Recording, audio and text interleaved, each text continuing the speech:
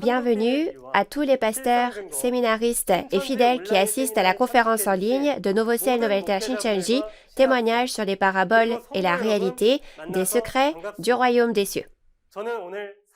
Je suis Hyo Jae-bae de la tribu de Philippe de Nouveau Ciel, Nouvelle Terre Shincheonji, Église de Jésus, et je serai votre présentateur aujourd'hui. Tout d'abord, je voudrais exprimer ma gratitude à tous ceux qui assistent à cette conférence en ligne de Nouveau Ciel, Nouvelle Terre Shincheonji. Aujourd'hui, j'espère que ce sera un moment précieux au cours duquel vous pourrez acquérir une grande réalisation en recevant le témoignage des paraboles ouvertes clairement et de la parole de l'accomplissement. Prions d'abord et nous commencerons la conférence d'aujourd'hui. Dieu le Père, envers qui nous sommes reconnaissants, merci de nous avoir guidés aujourd'hui à cette conférence en ligne intitulée « Témoignages sur les paraboles et la réalité des secrets du royaume des cieux ». S'il vous plaît, déversez la grâce du ciel sur les enfants de la foi de Dieu qui sont ici aujourd'hui et faites que ce temps soit un temps précieux pour glorifier le Père. Aujourd'hui, alors que toutes les prophéties de Jésus qui ont été prophétisées il y a environ 2000 ans se sont accomplies, nous vous remercions d'avoir répandu en abondance les paraboles ouvertes des secrets du royaume des cieux et la parole révélée sur toute notre famille de la foi qui espère aller au royaume des cieux et de nous avoir donné les yeux pour voir, les oreilles pour entendre, la sagesse pour réaliser et un cœur ouvert. À travers ce temps, nous prions pour réaliser pleinement les secrets du royaume des cieux contenus dans les prophéties du Nouveau Testament et que ce soit un temps béni pour les graver dans notre cœur. Nous croyons tous fermement en la promesse de Dieu et de Jésus et en l'espérance du royaume des cieux et de la vie éternelle qui s'accomplira selon cette parole. S'il vous plaît, faites que ce soit un temps précieux pour profiter pleinement de votre grâce et réaliser à nouveau le dessein de Dieu et notre espoir à nous croyants. En particulier, en ce temps, s'il vous plaît, déversez la sagesse et la puissance du ciel sur l'instructeur qui témoignera de la parole et faites-en un temps précieux pour que nous rendions gloire à notre Père dans le ciel. Nous prions toutes ces choses au nom de Jésus qui a expié nos péchés. Amen. Nous tenons à vous informer que cette conférence en ligne intitulée « Témoignages sur les paraboles et la réalité des secrets du royaume des cieux » se déroule dans le strict respect des règles de prévention sanitaire et de distanciation sociale. Il est maintenant temps d'écouter la parole de vie. Aujourd'hui, nous allons écouter la leçon numéro 6 du niveau introduction intitulée « Le récipient, la balance et le bâton en parabole ». Nous allons accueillir l'instructeur Kon A. John de la tribu de Philippe qui délivrera la parole aujourd'hui. Veuillez l'applaudir chaleureusement. Bonjour à tous les pasteurs, séminaristes et fidèles du monde entier qui vivent leur vie de foi dans l'espoir d'aller au royaume des cieux. Bienvenue. Je suis Kon A. John, un instructeur du centre qui a appris la parole révélée de la part du chef de la tribu de Philippe, un des 12 chefs de tribu de Nouveau Ciel, Nouvelle Terre Shincheonji. Notre chef de tribu a appris les paroles de la théologie révélée de la part du président de Nouveau Ciel, Nouvelle Terre Shincheonji. Merci beaucoup d'avoir participé à la conférence en ligne de Nouveau Ciel, Nouvelle Terre Shincheonji aujourd'hui, témoignages sur les paraboles et la réalité des secrets du royaume des cieux. Bien que nos dénominations et nos doctrines soient différentes, nous sommes tous des croyants qui espèrent en Dieu et qui espèrent aller au royaume des cieux. Puisque Dieu est la parole, j'espère que ce sera un moment précieux et béni pour que vous rencontriez Dieu à travers la parole, connaissiez les paraboles et réalisiez les secrets du royaume des cieux. La dernière fois, nous avons appris le pain et le levain. Si vous êtes un croyant qui espère aller au royaume des cieux, vous devez rencontrer le serviteur fidèle et prudent que Jésus a promis dans le Nouveau Testament, prendre la parole au temps convenable comme la véritable nourriture et être changé par le levain de Dieu pour devenir un croyant qui entrera au royaume des cieux. Jusqu'à maintenant, qu'avez-vous pensé de l'Apocalypse et des 4 évangiles du Nouveau Testament? Les preniez-vous au pied de la lettre? Ou avez-vous pensé qu'il y avait une autre signification cachée à l'intérieur? Parce que Jésus a prophétisé les secrets du royaume des cieux à travers des paraboles, des comparaisons, aujourd'hui, à travers ce temps, je voudrais partager avec vous le vrai sens contenu dans ces paroles. Tout d'abord, permettez-moi de vous donner la réponse à la parabole du récipient, de la balance et du bâton. Le récipient en parabole fait référence à la personne, soit à l'organisation comme le cœur de l'homme. La balance est la parole qui pèse la foi et les œuvres, et le bâton en parabole fait référence à la parole et à la personne qui a la parole. Et enfin, la verge de fer en parabole symbolise l'autorité ecclésiastique pour régner. Je pense que les pasteurs connaissent déjà ces paroles, mais j'apprécierais que vous écoutiez encore une fois ce que je vais expliquer aujourd'hui. Dans le contexte de la Bible, le récipient, la balance et le bâton en parabole que nous regarderons aujourd'hui sont utilisés comme des outils physiques dans les livres d'histoire et les livres d'instruction. Cependant, dans les livres prophétiques, ils ont une signification spirituelle exprimée en parabole en utilisant leurs caractéristiques physiques. Et aujourd'hui sera le moment de découvrir la signification spirituelle de chaque outil qui apparaissent dans les livres prophétiques. Tout d'abord, regardons le récipient en parabole. Plus précisément, je vais vous parler du fondement de la véritable signification du récipient à travers les paroles de la Bible. Lisons le verset en rapport avec cette parabole, Apocalypse 15, 7. Et l'un des 4 êtres vivants donna aux 7 anges 7 coupes d'or, pleines de la colère du Dieu qui vit au siècle des siècles. En regardant la référence, il est écrit que les 7 anges ont reçu 7 coupes d'or et que les paroles de la colère de Dieu y étaient contenues. Et il est dit que la colère de Dieu est versée sur la terre. Alors, je vais vous le montrer. Je suis en colère. Dieu a dit ça et a mis sa colère dans ce récipient et l'a versé sur la terre. Oui, c'est un peu drôle quand on imagine, n'est-ce pas? Ce récipient physique, appelé coupe dans la référence, ne peut pas contenir la parole de Dieu, n'est-ce pas? Il existe 2 types de récipients mentionnés dans la Bible. L'un est le récipient physique et l'autre est le récipient spirituel qui utilise les caractéristiques d'un récipient physique en parabole. Alors, découvrons quelle est la réalité du récipient spirituel, c'est-à-dire le récipient physique en parabole, dans les prophéties. Donc, d'abord, regardons les caractéristiques du récipient physique afin de comprendre le récipient spirituel. Un récipient physique est un instrument qui contient quelque chose. Ainsi, le nom est décidé en fonction du contenu. Par exemple, si vous y mettez du riz, cela s'appelle un bol de riz. S'il contient de la soupe, cela s'appelle un bol de soupe. Et s'il contient de l'eau, cela s'appelle un gobelet à eau, n'est-ce pas? Ces divers récipients sont parfois exprimés dans la Bible comme des mesures, des vases, des outres, des coupes, etc. Et le récipient a la particularité qu'il doit être fabriqué par quelqu'un.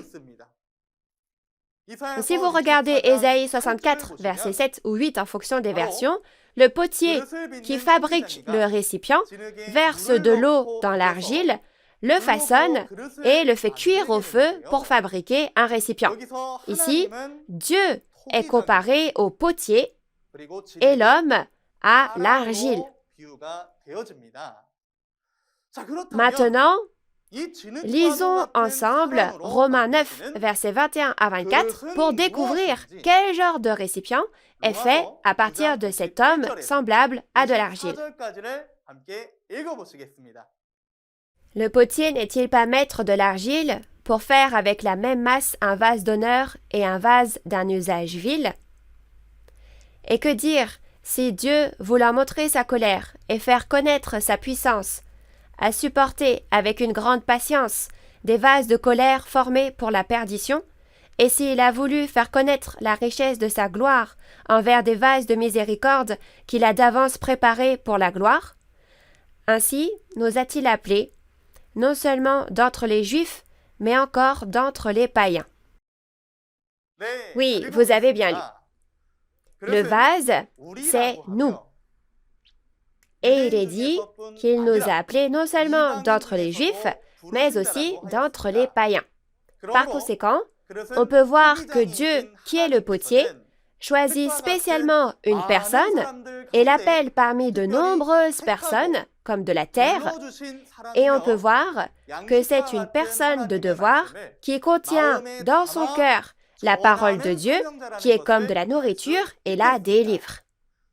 Donc, si vous regardez les paroles d'Actes, chapitre 9, verset 15, vous pouvez voir que Jésus a comparé l'apôtre Paul à un instrument, soit un récipient, qu'il a choisi. Avant d'être choisi, Paul était un homme qui a persécuté avec zèle, tué et causé beaucoup de tort à l'Église de Jésus et aux fidèles. Mais une telle personne, après avoir été choisie par Jésus, a pris l'initiative de prêcher le nom de Jésus plus que toute autre personne. Si vous lisez Philippiens 3, verset 8, il y a la confession de l'apôtre Paul. Paul dit « Je regarde toute chose qui m'était profitable comme une perte à cause de l'excellence de la connaissance de Jésus-Christ, et je les regarde comme des excréments et je les ai jetés. » Alors, de quoi parlait cette excellente connaissance? Dans Galates 1, versets 11 à 12, l'apôtre Paul a dit « L'évangile qui a été annoncé par moi n'est pas de l'homme, car je ne l'ai reçu que par une révélation de Jésus-Christ. » Par conséquent, on peut voir qu'après avoir entendu la révélation de Jésus-Christ et jeté tout ce qui était sale en lui, Paul a été changé en une nouvelle personne. Même dans le monde, il y a un dicton qui dit qu'une personne qui est égoïste et qui ne connaît qu'elle-même est comme une coupelle de sauce soja. Et une personne qui est prévenante et a un grand cœur a un grand bol. N'est-ce pas? Donc non seulement ça, mais il y a aussi un proverbe en caractère chinois qui dit « Les grands talents mûrissent sur le tard », signifiant qu'il faut beaucoup de temps pour devenir un grand bol. Le récipient spirituel mentionné dans la Bible est l'homme, et c'est le récipient du cœur qui contient la parole de Dieu. J'espère que nous aussi, comme Paul, nous serons choisis comme vase de Dieu et que nous serons changés en écoutant la parole révélée et en la mettant dans nos cœurs afin que nous puissions être renouvelés. Ensuite, regardons les types de récipients. Il existe d'innombrables types de récipients physiques, mais il y a seulement deux types de récipients spirituels. L'un est le récipient de Dieu et l'autre, celui de Satan. Tous les croyants ne veulent-ils pas devenir les récipients de Dieu? Mais ce n'est pas parce que l'on veut devenir le récipient de Dieu que l'on peut le devenir automatiquement, n'est-ce pas? L'apparence du récipient n'est pas importante, mais le type de récipient est déterminé par son contenu. Par exemple, même si c'est une très vieille boîte, si elle contient des bijoux, c'est une boîte à bijoux. Et même un récipient en or devient une poubelle s'il contient des ordures. De la même façon, le récipient spirituel aussi deviendra un récipient de Dieu s'il contient la vérité, la nourriture de Dieu, et s'il contient de la fausse vérité, la nourriture de Satan, il sera un récipient de Satan. Dans ce cas, en écoutant ces paroles, je devrais, moi aussi, examiner quel genre de nourriture est contenu en moi et réfléchir à quel genre de récipient suis-je, n'est-ce pas? Peu importe à quel point j'essaye de mener une vie de foi, s'il n'y a pas de vérité en moi, je ne peux qu'être un récipient de Satan et non de Dieu. Cependant, si on ne sait pas quel genre de récipient on est et ne se vide pas de sa fausse vérité et reste tel quel, alors quel sera le résultat de ce récipient? Lisons Jérémie 48, versets 11 à 12. Moab était tranquille depuis sa jeunesse. Il reposait sur sa lie. Il n'était pas vidé d'un vase dans un autre, et il n'allait pas en captivité. Aussi, son goût lui est resté, et son odeur ne s'est pas changée. C'est pourquoi, voici, les jours viennent, dit l'Éternel, où je lui enverrai des gens qui le transvaseront. Ils videront ses vases et feront sauter ses outres. Cette parole mentionne un peuple appelé Moab. Il était à l'origine le peuple élu de Dieu, mais ils se sont corrompus et ont servi des dieux païens et sont devenus comme des païens. Il est dit que les cœurs des hommes qui devraient connaître et garder la parole de Dieu sont pleins de leurs propres mauvaises pensées et de choses sales, comme un vase avec de la lie, des résidus à la surface. Alors Dieu a dit qu'il enverrait quelqu'un qui transvasera ces vases pour les vider et fera sauter ses outres. Cette prophétie s'accomplit au premier avènement de Jésus. Dans Matthieu 23, versets 25 et 26, Jésus dit aux scribes et aux pharisiens que le dehors de la coupe et du plat est propre, mais qu'au-dedans, ils sont pleins de rapine et d'intempérance. C'est-à-dire qu'il se réfère aux hypocrites, qui sont différents à l'intérieur et à l'extérieur, en les comparant à des vases pleins de scories. Vous pouvez voir que Jésus était celui qui a vidé leurs vases, fait sauter leurs outres et les a jugés. En regardant cela, si vous mettez la parole de vérité dans votre cœur et devenez le vase de Dieu, vous serez bénis, mais le vase de Satan, rempli de fausses vérités et de ses propres pensées, sera jugé et maudit. Par conséquent, nous n'allons pas au royaume des cieux simplement parce que nous vivons une foi formelle, c'est-à-dire que nous allons seulement à l'église. Mais seuls ceux qui remplissent leur cœur de la parole de Dieu seront reconnus comme les précieux récipients de Dieu et pourront aller au royaume des cieux. Dans ce cas, nous devons d'abord nous vider des choses de Satan dont nous sommes remplis et nous laver afin d'être propres, n'est-ce pas? On ne peut pas accueillir des invités avec des plats qui ne sont pas lavés correctement, mais quand on a des invités spéciaux, ne prépare-t-on pas de beaux plats à part? Dieu non plus ne considère pas que tous les récipients sont identiques, mais il a mis de côté des récipients à usage précieux. Habituellement, les récipients de bonne qualité ou luxueux et chers sont appréciés, mais Dieu dit que ce sont les vases propres qui sont d'usage précieux. Si vous lisez 2 Timothée 2, verset 21, il est dit que si quelqu'un se purifie, il devient un vase sanctifié et un vase précieux, utile à son maître. Alors, comment faire pour purifier son cœur? La Bible dit qu'il existe une eau pour laver son cœur. Tout d'abord, si on regarde dans Jean 15, verset 3, Jésus dit à ses disciples, « Déjà, vous êtes purs à cause de la parole que je vous ai annoncée. »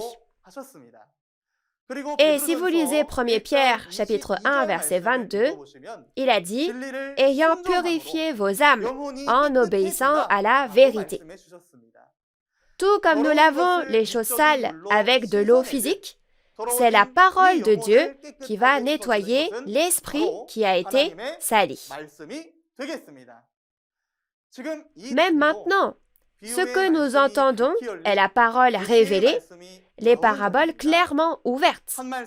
Au fur et à mesure que vous recevez ce témoignage, une parole à la fois, j'espère que votre cœur, votre récipient, sera purifié par ces paroles.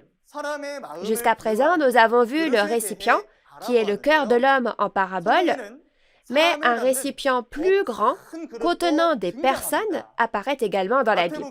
Dans Matthieu 13, 47 à 50, Jésus a dit « Le royaume des cieux est encore semblable à un filet jeté dans la mer et ramassant des poissons de toute espèce.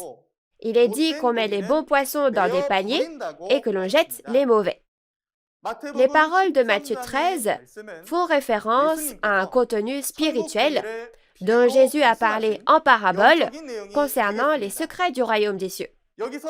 Quand vous lisez Habakkuk 1, 14, le poisson dont on parle ici fait référence à l'homme. On parle en fait ici de l'homme en parlant des poissons de la mer, et il y a deux types de personnes, les justes qui sont sauvés dans un récipient à la fin des temps, et les méchants qui sont rejetés et jugés. Alors, que veut dire ce récipient qui contient des hommes? C'est précisément l'Église où les fidèles de Dieu se rassemblent. En résumé, le récipient avait deux significations spirituelles. J'ai mentionné que sa valeur change en fonction de son contenu, n'est-ce pas? Si nous contenons la parole, c'est le cœur de l'homme. Et si cela contient des hommes, alors c'est une organisation comme une église. Avez-vous bien compris le récipient en parabole? Alors, examinons maintenant la balance en parabole. Lisons la parole concernant cette parabole, Apocalypse 6, versets 5 à 6. Quand il ouvrit le troisième sceau, j'entendis le troisième être vivant qui disait « Viens ».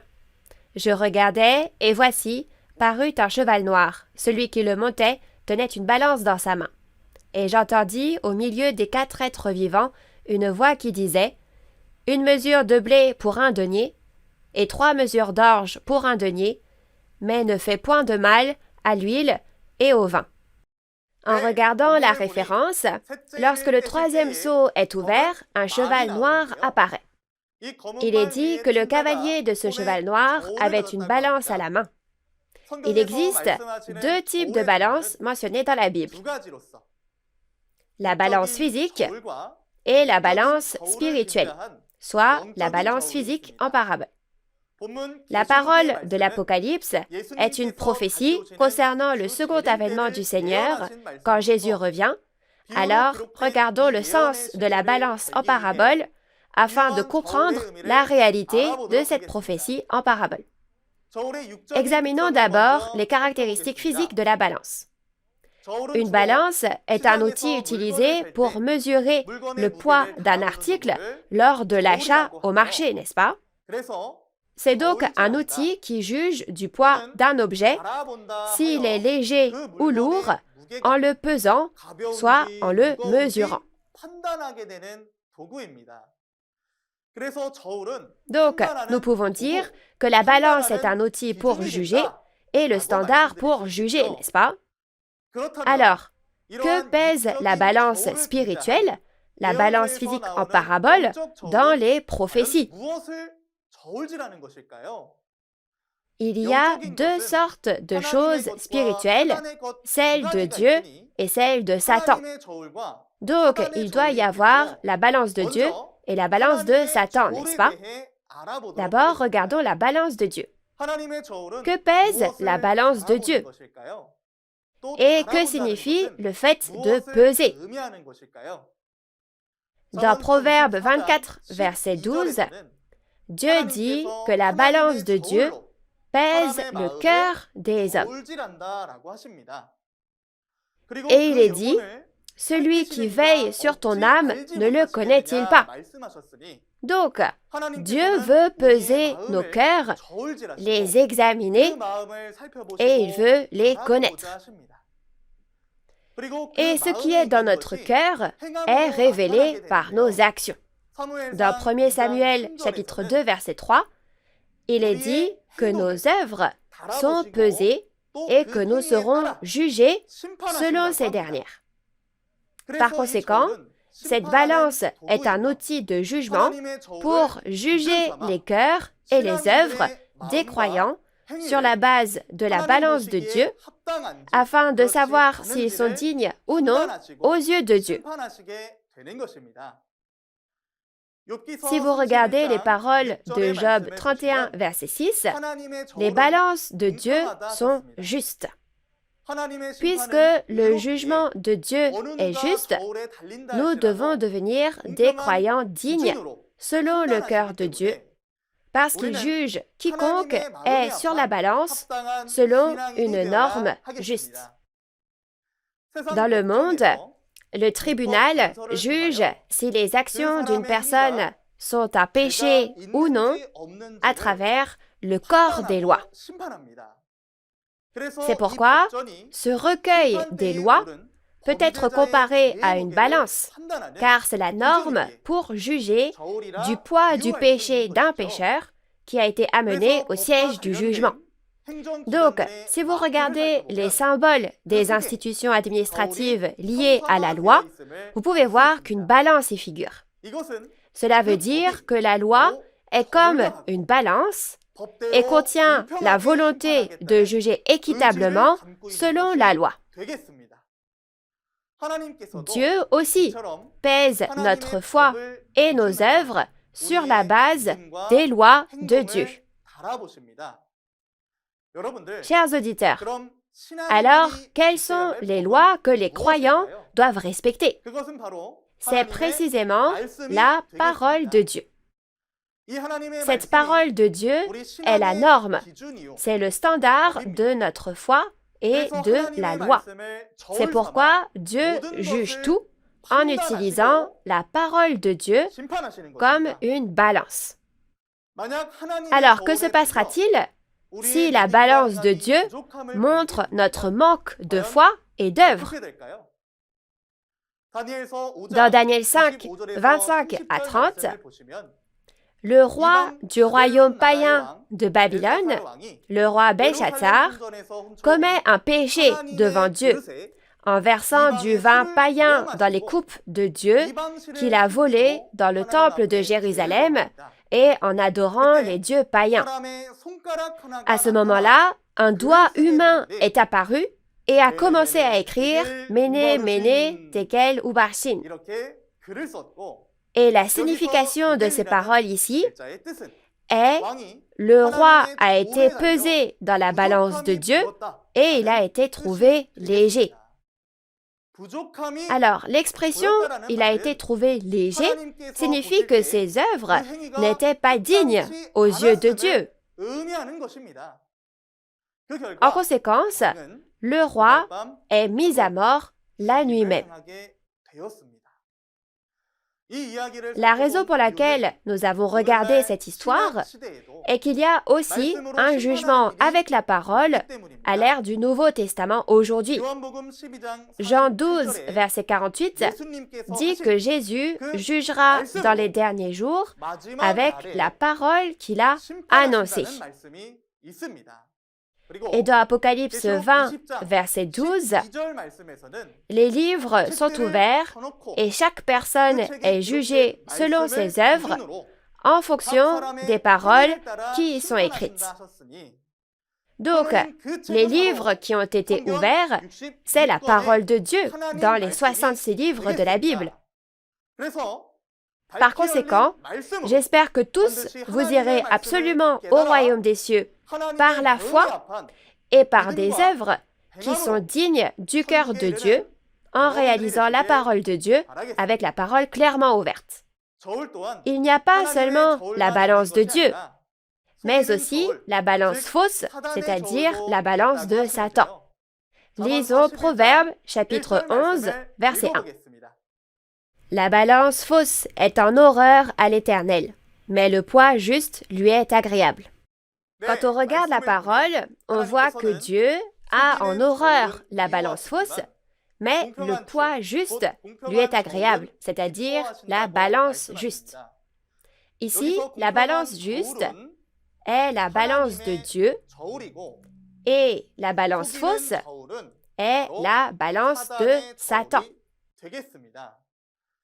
La norme sur la balance est le poids.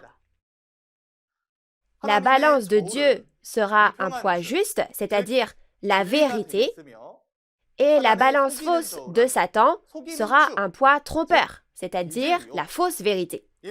Comme dans Apocalypse 22, versets 18 à 19, lorsque l'on ajoute ou retranche aux paroles de la Bible et que l'on interprète arbitrairement, ce sont des commentaires, soit les enseignements des commandements des hommes.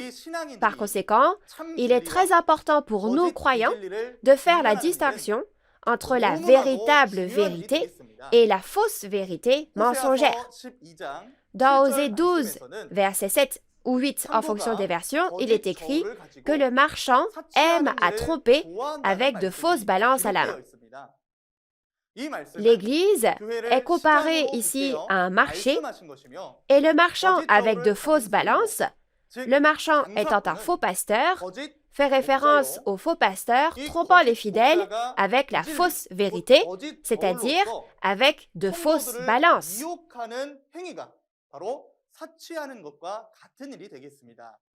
Comme le dit la prophétie de l'Ancien Testament, au premier avènement aussi, les pasteurs qui ont trompé les esprits d'innombrables personnes avec de fausses balances sont les scribes et les pharisiens.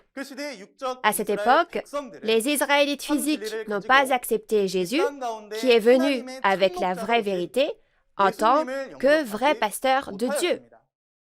C'est le triste résultat de l'esprit trompé parce qu'il n'a pas réussi à distinguer la balance de Dieu de la balance de Satan. Par conséquent, nous qui vivons au temps de la fin, devons faire la distinction entre la balance de Dieu et la balance de Satan. Au temps du second avènement, Apocalypse 18, verset 2, dit que le repère des démons, c'est-à-dire Babylone, qui est l'organisation de Satan, apparaîtra. Apocalypse 18, verset 15, dit qu'il y a des marchands qui se lamentent parce qu'ils ne peuvent plus acheter ni vendre les cargaisons de Babylone parce que Babylone est tombée. Ces marchands sont précisément les faux pasteurs avec la balance de Satan. Résumons la signification spirituelle de la balance. La balance est la parole qui pèse notre foi et nos œuvres. J'espère que vous tous, la famille du royaume des cieux, qui écoutez cette parole aujourd'hui, vous ne serez pas trompés par la balance de Satan et deviendrez des croyants dignes devant Dieu sur la balance de Dieu. Ensuite, nous allons apprendre à propos du bâton en parabole. Lisons ensemble la parole d'Apocalypse 11, versets 1 à 2, concernant cette parabole. On me donna un roseau semblable à une verge, en disant, « Lève-toi et mesure le temple de Dieu, l'autel et ceux qui y adorent. » Mais le parvis extérieur du temple, laisse-le en dehors et ne le mesure pas, car il a été donné aux nations, et elles fouleront aux pieds la ville sainte pendant 42 mois. Dans Apocalypse 11, versets 1 à 2, l'ange a donné à l'apôtre Jean un roseau semblable à une verge pour mesurer le temple, l'autel et ceux qui y adorent. Alors, il existe deux types de bâtons dans la Bible. Le bâton physique et le bâton spirituel, soit le bâton physique en parabole. Afin de connaître la réalité de ce bâton spirituel caché en parabole dans les paroles de la prophétie, regardons la signification du bâton en parabole. Examinons d'abord les caractéristiques physiques du bâton. Le bâton est principalement utilisé par les personnes âgées, les personnes à mobilité réduite et les randonneurs. Un bâton avec ces caractéristiques physiques est un outil d'aide, un outil sur lequel on peut s'appuyer. Et pour ceux qui sont aveugles, ce bâton devient leurs yeux et c'est ce qui leur permet de discerner. De plus, ce bâton peut avoir une signification symbolique en tant qu'autorité pour gouverner et régner. Cela sera plus facile à comprendre si vous pensez au bâton de commandement militaire utilisé dans l'armée. Alors, quelle est la véritable signification du bâton en parabole dans les prophéties où les caractéristiques d'un bâton physique sont utilisées? Plus précisément, je vais vous expliquer le fondement de la véritable signification à travers la Bible. Si vous lisez le psaume 23, verset 1, Dieu est comparé à un berger. Et tout comme un berger paie ses brebis avec son bâton et sa houlette, il est dit qu'il consolera le peuple de Dieu comme des brebis avec son bâton et sa houlette. Les brebis ici, c'est le peuple de Dieu, par comparaison, comme dans Ézéchiel 34, verset 31. Ainsi, tout comme un berger protège et guide ses brebis avec son bâton, Dieu protégera et guidera le peuple de Dieu avec le bâton de Dieu. Alors, lisons Jérémie 23, verset 29 et voyons ce qu'est le bâton. « Ma parole n'est-elle pas comme un feu, dit l'Éternel, et comme un marteau qui brise le roc ?» Si vous regardez le contenu, il est dit que la parole de Dieu est comme un marteau qui frappe le roc et le brise. Ce marteau devient donc la parole de Dieu. Ainsi, tout comme un berger réconforte, protège et guide son troupeau de brebis avec son bâton, Dieu aussi utilise le bâton de la parole pour protéger et guider son peuple. Donc, si l'on dit être un pasteur, on devrait coûte que coûte guider correctement le peuple de Dieu au royaume des cieux avec le bâton de la parole, n'est-ce pas? Et les fidèles, qui sont les brebis du troupeau, doivent aussi être guidés au royaume des cieux en s'appuyant uniquement sur la parole de Dieu. Il est également dit dans Ésaïe 11, verset 4, qu'il frappera la terre avec la verge qui sort de sa bouche. Mais une verge ne peut pas véritablement sortir de la bouche d'un homme, n'est-ce pas? Tout comme la parole sort de la bouche, cela signifie qu'il jugera le monde avec les paroles qui sortent de sa bouche. Tout comme dans le passé, les parents donnaient le fouet à leurs enfants bien-aimés pour les empêcher de s'égarer, Dieu va aussi juger avec le bâton de la parole afin de guider son peuple sur le droit chemin et aussi afin de redresser ce monde. Cela signifie qu'il juge avec le bâton de la parole. Ensuite, quiconque a la parole peut devenir un bâton. C'est la seconde signification du bâton en parabole. Dans Ésaïe 36, 6, il est dit que le roi d'Égypte est une verge comme un roseau cassé pour ceux qui le prennent comme soutien, c'est-à-dire pour ceux qui en dépendent. Il est dit que si on s'appuie dessus, cela pénètre et perce la main. C'est-à-dire que je subirai des dommages. Si l'on regarde l'histoire, les Israélites qui étaient captifs en Égypte ont été réduits en esclavage pendant 400 ans et dépendaient de Pharaon, se reposaient sur lui. Mais Dieu a comparé le roi Pharaon à un bâton comme un roseau cassé, comme une personne dont on ne devrait pas dépendre. Alors, sur qui les Israélites devaient-ils s'appuyer? Sur Moïse, le pasteur de Dieu, qui a conduit les Israélites en terre de Canaan. C'est aussi le cas au premier avènement. Tout comme le roi d'Égypte gouvernait le peuple d'Israël au temps de Moïse, les pharisiens et les scribes gouvernaient le peuple de Dieu au premier avènement. À cette époque, tout le peuple de Dieu menait sa vie de foi en s'appuyant sur les scribes et les pharisiens.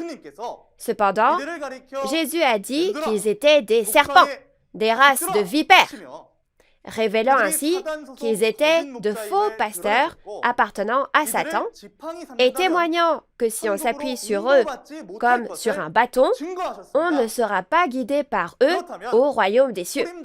Si tel est le cas, alors qui est le bâton de Dieu sur lequel le peuple de Dieu devait s'appuyer au premier avènement? C'était Jésus, le vrai pasteur avec qui Dieu était, tout comme l'était Moïse.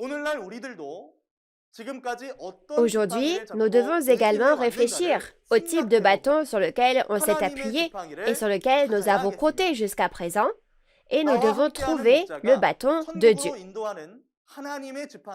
Nous devons discerner si le pasteur qui est avec moi est le bâton de Dieu qui mène au royaume des cieux, ou le bâton de Satan qui prêche la fausse vérité, et nous ne devons donc plus nous appuyer sur le bâton comme un roseau cassé.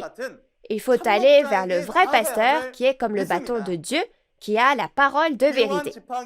Si nous résumons la signification du bâton en parabole, cela signifie la parole et la personne qui a la parole. Maintenant, pour finir, regardons la signification de la verge de fer. Lisons le verset lié à cette parabole, Apocalypse 2, 26 à 27. À celui qui vaincra et qui gardera jusqu'à la fin mes œuvres, je donnerai autorité sur les nations. Il les pètera avec une verge de fer, comme on brise les vases d'argile, ainsi que moi-même, j'en ai reçu le pouvoir de mon Père. Dans la parole, il est écrit que Jésus donnera cette verge de fer qu'il a reçue du Père à celui qui vaincra pour paître toutes les nations. Que signifie ici la verge de fer? Si on regarde dans Jean 17, verset 2, il est écrit que Dieu donnera à Jésus le pouvoir de régner sur toute chair, c'est-à-dire sur tous les peuples. Et dans le verset 8, Jésus a dit « Je leur ai donné les paroles que tu m'as données et ils les ont reçues et ils ont vraiment connu que je suis sorti de toi et ils ont cru que tu m'as envoyé. » Ainsi, la signification de la verge de fer que nous avons vue dans Apocalypse 2 signifie l'autorité ecclésiastique pour régner sur toutes les nations. Jésus n'a-t-il pas également reçu la parole de Dieu et n'avait-il pas l'autorité pour régner sur le monde religieux à l'époque? Comme le bâton, une verge de fer peut aussi frapper et briser. Ainsi, le pouvoir d'un pasteur qui a la parole, qui consiste à prêcher et à enseigner la parole pour régner et pour juger tous les hommes, est comparé à une verge de fer. Par conséquent, puisque Jésus a promis de donner l'autorité de la verge de fer qu'il avait reçue au premier avènement aux vainqueurs au temps du second avènement, afin qu'il règne sur toutes les nations, aujourd'hui, au temps où la prophétie s'accomplit, nous devons chercher le vainqueur qui a reçu le pouvoir de régner sur toutes les nations avec la verge de fer. Ainsi, la signification de la verge de fer en parabole est l'autorité ecclésiastique. Avez-vous écouté attentivement la conférence d'aujourd'hui? Nous allons voir la conclusion du contenu d'aujourd'hui. Le récipient en parabole est l'homme, et lorsque beaucoup de personnes se rassemblent, cela devient une organisation comme une église. La balance en parabole est la parole de Dieu qui pèse la foi et les œuvres, et le bâton en parabole signifie la parole et la personne qui a la parole. Et enfin, la verge de fer en parabole sera l'autorité ecclésiastique. Tout comme le nom d'un récipient est déterminé par son contenu, nous devons mettre la parole parfaite de Dieu dans nos cœurs pour devenir un récipient de Dieu, c'est-à-dire une personne de Dieu qui peut être utilisée dignement. Et nous devons naître de nouveau en tant que croyants parfaits, sans tache ni défaut, lorsque Dieu, qui sonde jusqu'au fond du cœur, nous pèse avec la balance de Dieu, en lavant le récipient de notre cœur avec la parole révélée qui est aujourd'hui clairement ouverte. Les secrets du royaume des cieux cachés en parabole jusqu'à ce jour, c'est seulement en réalisant ces secrets que nous pourrons aller au royaume des cieux. La raison pour laquelle Shincheonji peut clairement témoigner de cette parole, comme Jésus l'a promis, est que la réalité des secrets du royaume des cieux, écrits en parabole, est apparue. La prochaine conférence portera sur le feu, l'encensoir et la marmite en parabole. J'espère que vous écouterez également attentivement la prochaine conférence, réaliserez les secrets du royaume des cieux et deviendrez le peuple du royaume des cieux reconnu par Dieu. Enfin, pour finir, dans le sens où nous sommes un en Dieu et en Jésus, nous allons clamer tous ensemble, nous sommes un, we are one. Lorsque je dirai nous sommes un, we are one, levez le doigt comme ceci et disons-le ensemble. Nous sommes un en Dieu et en Jésus. Nous sommes un, we are one. Nous allons prier. Dieu notre Père, le Créateur, envers qui nous sommes reconnaissants. Merci d'avoir guidé le bien-aimé peuple du royaume des cieux et les pasteurs à cette conférence en ligne afin que nous puissions partager la parole de Dieu avec vous en ce temps, aujourd'hui.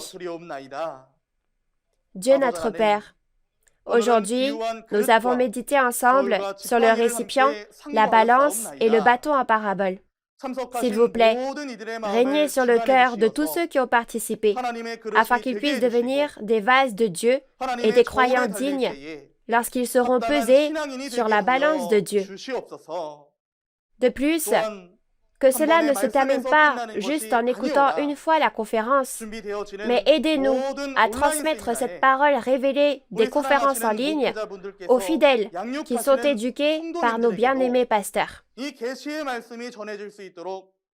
Aidez nos chers pasteurs à devenir le peuple du royaume des cieux, qui a de plus en plus faim et soif de justice au fur et à mesure que l'on avance dans les conférences. Au nom de notre Sauveur Jésus-Christ, qui nous a fait passer de la mort à la vie et en qui nous croyons sincèrement, nous avons prié toutes ces choses. Amen.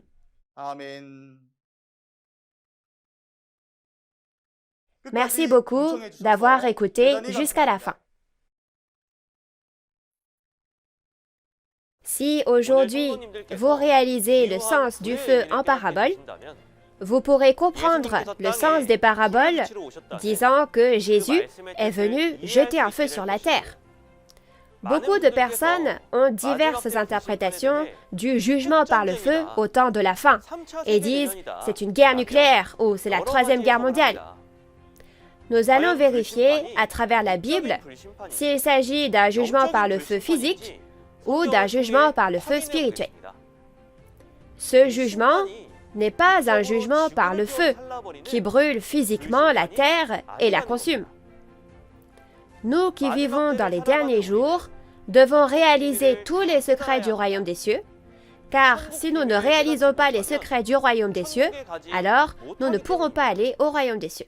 La prochaine fois, nous témoignerons de la parole sur la leçon numéro 7, le feu, l'encensoir et la marmite en parabole. J'espère que vous réaliserez tous clairement les secrets du royaume des cieux cachés à travers le feu, l'encensoir et la marmite en parabole en écoutant la prochaine fois. En plus du message que vous avez entendu aujourd'hui, si vous avez des questions sur notre église Nouveau Ciel, Nouvelle Terre, Shincheonji et la parole, veuillez contacter le numéro représentant pour chaque région que vous voyez affiché à l'écran. Nous vous guiderons dans le détail. Maintenant, nous allons finir ce temps par la prière que le Seigneur nous a enseignée. Notre Père qui es aux cieux, que ton nom soit sanctifié, que ton règne vienne, que ta volonté soit faite sur la terre comme au ciel. Donne-nous aujourd'hui notre pain de ce jour, pardonne-nous nos offenses, comme nous pardonnons aussi à ceux qui nous ont offensés.